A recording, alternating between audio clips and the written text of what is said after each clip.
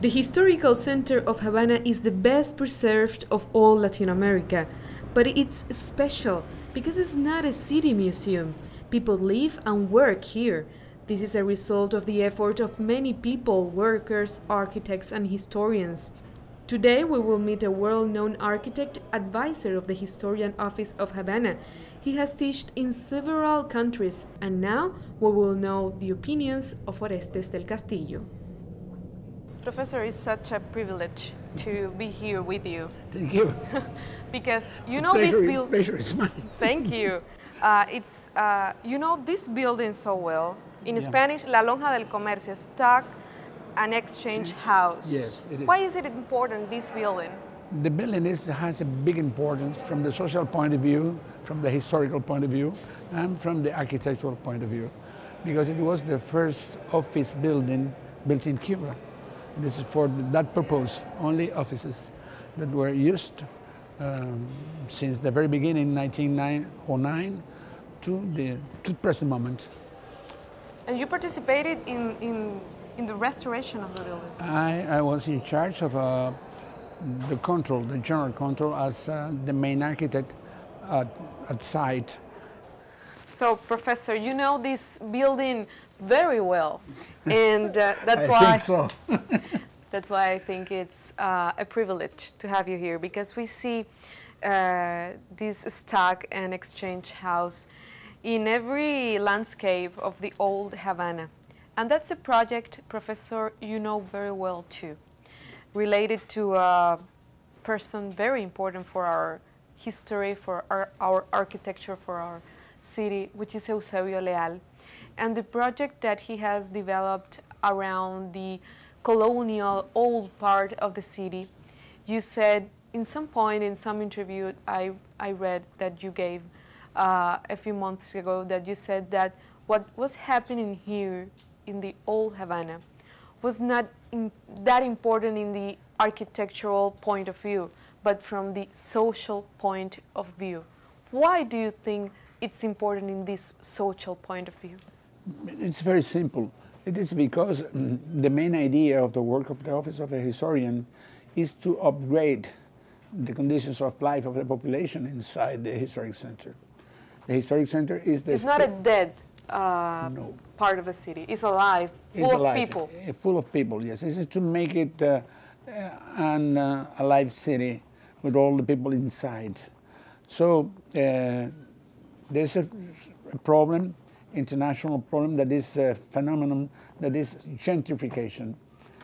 People with their resources, economical resources, go on to renew it, all towns, and invade them and expel the original ones there. Here, and also the architecture.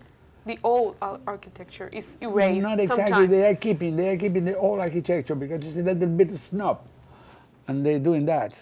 So, and here it is on the contrary. It is just to let the people be here, alive, and continuing a plain life here inside the city.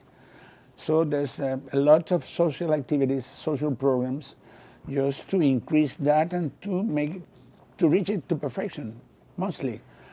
So that's the point. There's some perception, Professor, that because of the lack of finance that we've had in the last years, and not the last years, I mean, pretty much since the triumph of the revolution, because of the economic conditions imposed by the blockade and the continuous crisis, we've lacked of money for constructing big buildings. But that has a silver lining, and it's the fact that we've preserved so many things like this old part of the city. And it's said that it's the best one preserved in the whole Latin America. Yes, that's right. How important it is to have this kind of nest of architectural, cultural nest like we have here in Old Havana? For any nation, it's very important because it is the root of a culture. From the architectural point of view, what we see here in the historic center of Havana, the oldest buildings of the historic center of Havana, are a base to the development of a new architecture. As a professor, I've been telling always my students that to insert contemporary architecture in a historic center is not a possibility, it is a must. The architect must leave the path of his own time where he acts or she acts. And they have to do something new but respectful to the environment. Reasons, very simple.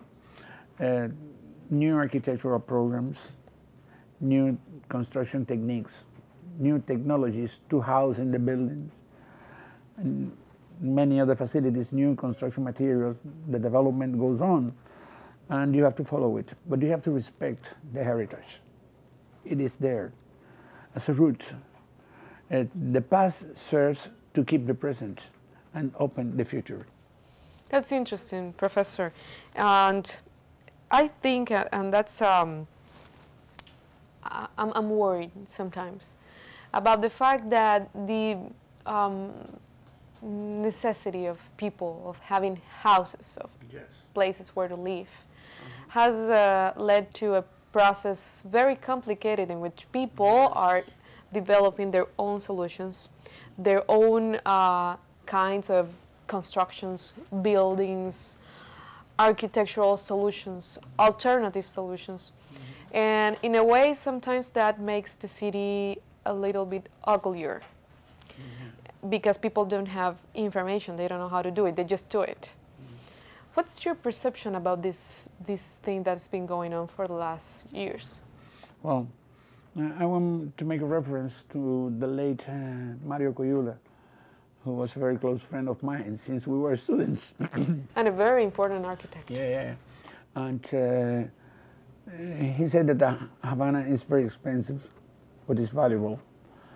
Here we have a treasure of constructions, not only in the historic town, not only here. The other parts of Havana are great.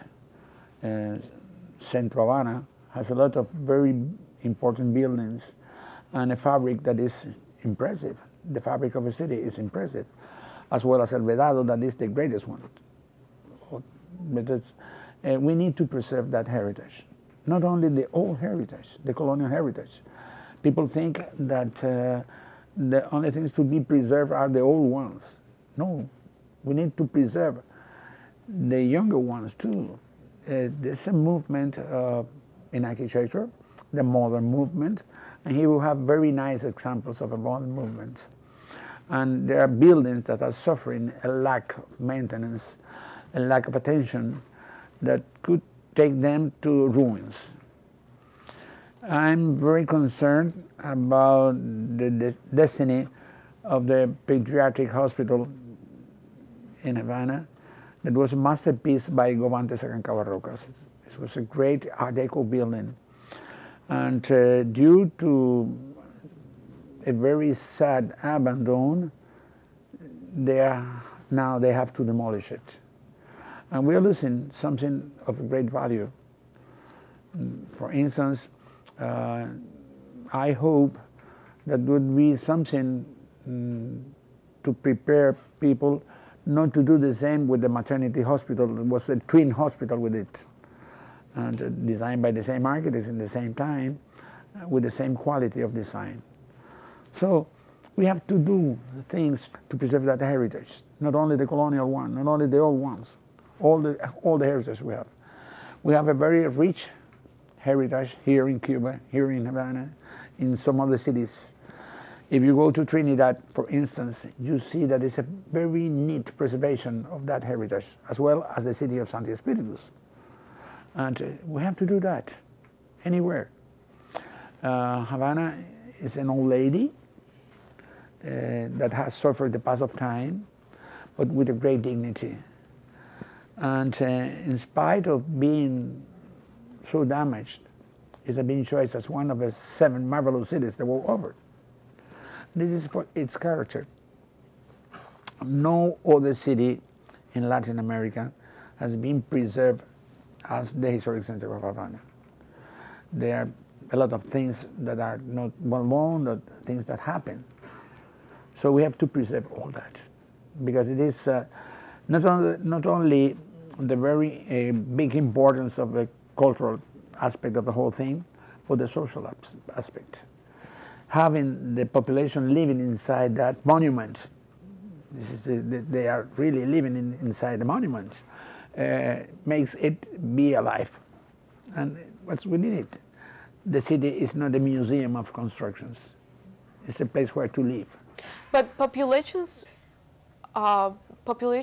grow, Yeah. and then you don't have enough housing for that. So people made their own solutions. What do you think about this? Do you think people are well prepared to do that kind of solutions for their own? Well, it is not very good. For instance, if a population could have the assistance of qualified personnel to do the things they want to do, and accept that assistance, because this is a matter of not acceptance of what the architect says. No, I can do that. So you can do that, you are doing a disaster. You're undermining the importance of an architect. Yeah, you're undermining the character of a city. For instance, at El Vedado, they are spoiling a very beautiful city, because people, according to their needs, you have to be reasonable with the needs of the people, they are spoiling everything, because they are building here, getting inside the gardens, getting inside the porches and everything. So it's a pity, because if they had the possibility to be guided by qualified people, architects, for instance, they could do something to satisfy the needs and don't getting down the city. But it is not only a matter of the offer of a professionals to do that help. It's a matter of the acceptance of the people to receive the help. And it creates very big difficulties, because the result is that you see invited gardens, stairways where they don't belong, and additions on top of very nice buildings with other character. That is a disaster. Do you think it's possible to create housing conditions to the amount of people that don't have that, and at the same time preserve the historical values of our architecture? Yes, I'm sure of that. For instance, I'm getting back to the old city. Here had exists, or is still existing, a problem of housing, because about 45% of the houses here are tenement houses, that are big mansions of the old times that have been occupied by a lot of families. You have to think in a house that is a townhouse created for a single family, where in many cases are living, as in the last case of the old square, 46 families in the same building. And there are open spaces here due to crumblings, due to needed demolitions, and open spaces, real open spaces. And the Office of Historian has a program to transform old tenement houses in the historic center into apartment houses. The old square is the best example of it. That has been totally done. At the old square, the only building that is lacking a finishing is the old hotel, Palacio Cueto, that is being totally restored to be a hotel again. It was occupied by 36 families. And then where do they live now? The idea is to relocate people. There are two kinds of people in the historic center, as well as in other parts. We have a lot of incomers from provinces. And here is the master plan of a comprehensive rehabilitation of a historic center of Havana. That is the planning authority of the Office of the Historian. They set the regulations, the priorities and everything dealing with that kind of urbanism and urban design. They know, due to a census that is updated each 5 years, the needs of a population, the composition of the families, the state of preservation or deterioration of the buildings, and also an emergency program. When a building is going to be treated with renovation, rehabilitation, or restoration, whatever, the people there must be relocated in the meantime. And they are not expelled. They are asked if they want to stay here inside the historic center, or they can move or be relocated to other parts.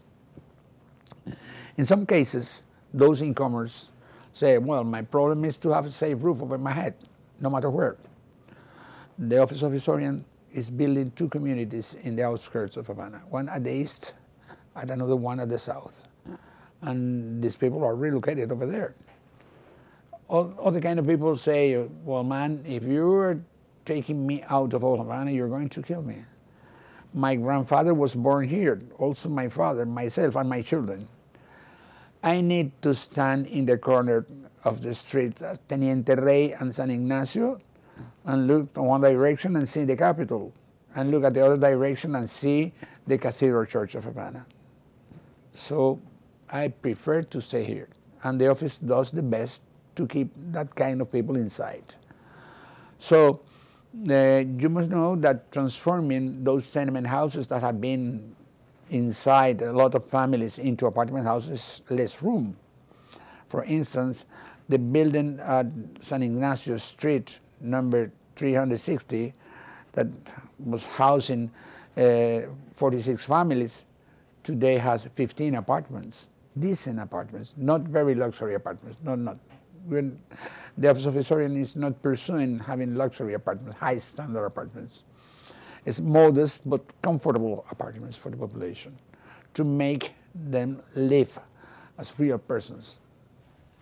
They have, the historian office has the possibility of doing that because of the money that is earned through the tourism that visits Old Havana all the time, every day. But there are other parts of the city that has the same problem, Professor, and is not located here. What kind of solution do you see for this kind of situation? Well, in the Historic Center was passed by in 1993 a law decree that authorized the historian to open joint ventures, to do business, to link to Cuban entities and so, to make the process of recuperation of the old town sustainable and self-financed. Some people think that the Office of Historian works for tourism. It is vice versa.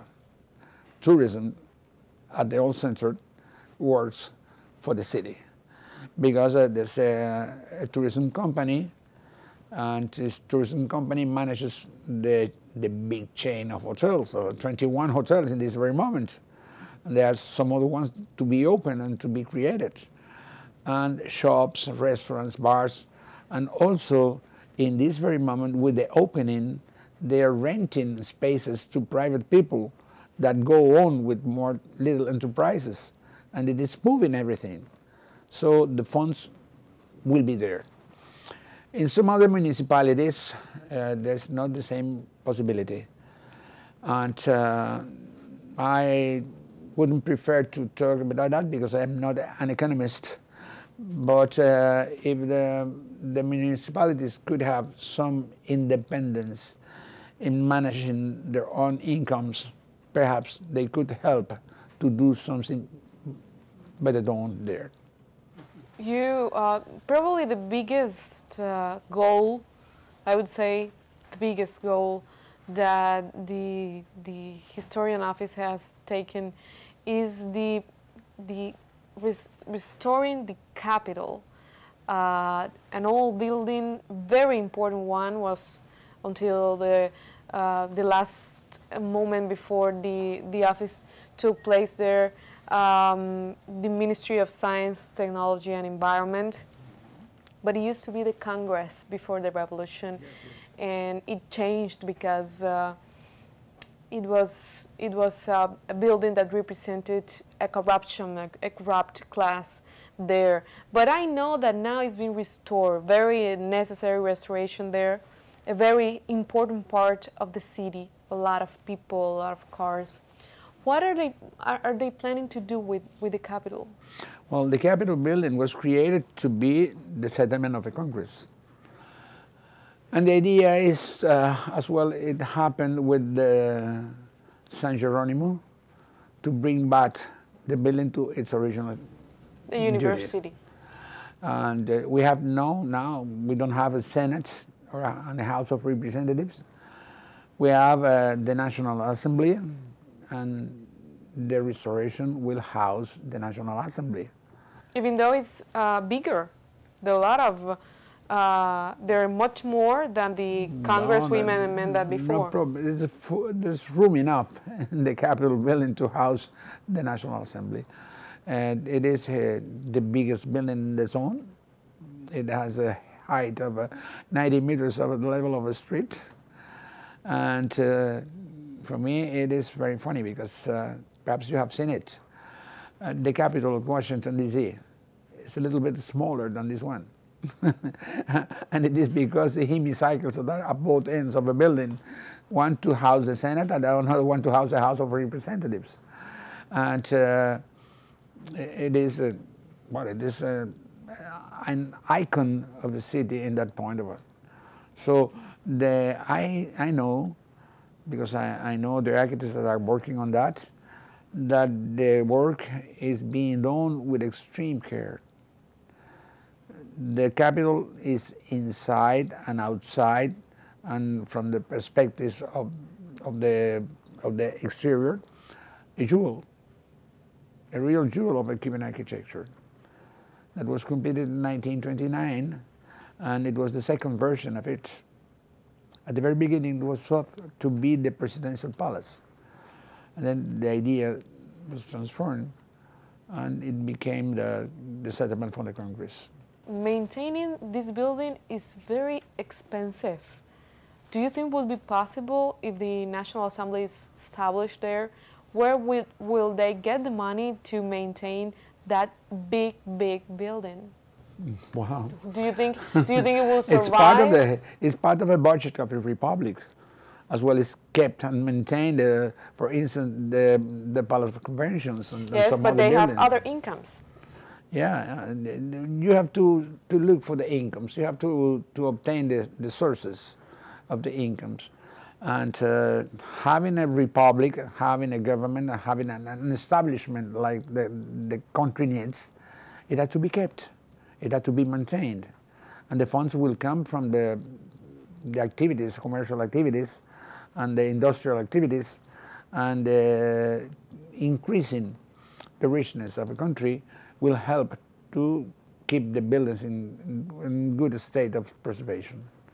Professor, you've been all over the world, teaching, working, being invited by universities, by governments. You're well known, and I think that's more important, you know a lot of places all over the world. Why would you, if someone asks you, why is Havana special? Why is one of the new wonders of the world, this city? Why would you say it's that special, even though it's so old? In Havana, what makes Havana very distinctive is the fabric that has been preserved. We hadn't made here in this town an alteration of the original fabric. We had to respect that in the whole city, not only in Old Havana, not only in spite of the things that have been done at El Vedado in the houses, the fabric is intact, as well as some other places, as Centro Havana, for instance.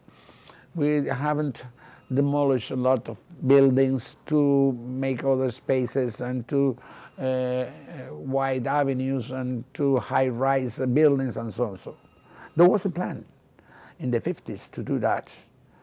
And I always say that, thanks God, we had no money enough to do that, because we will just smash all that treasure of old constructions. In spite of being so decayed, the choice of being one of the 7 world monuments or marvelous things wonders of humanity, wonder cities of humanity, is mainly due to the preservation of the fabric of the city. That is very important. Thank you very much, Professor. It's It's a been a big pleasure. pleasure to me. Thank you too. Thank you very much.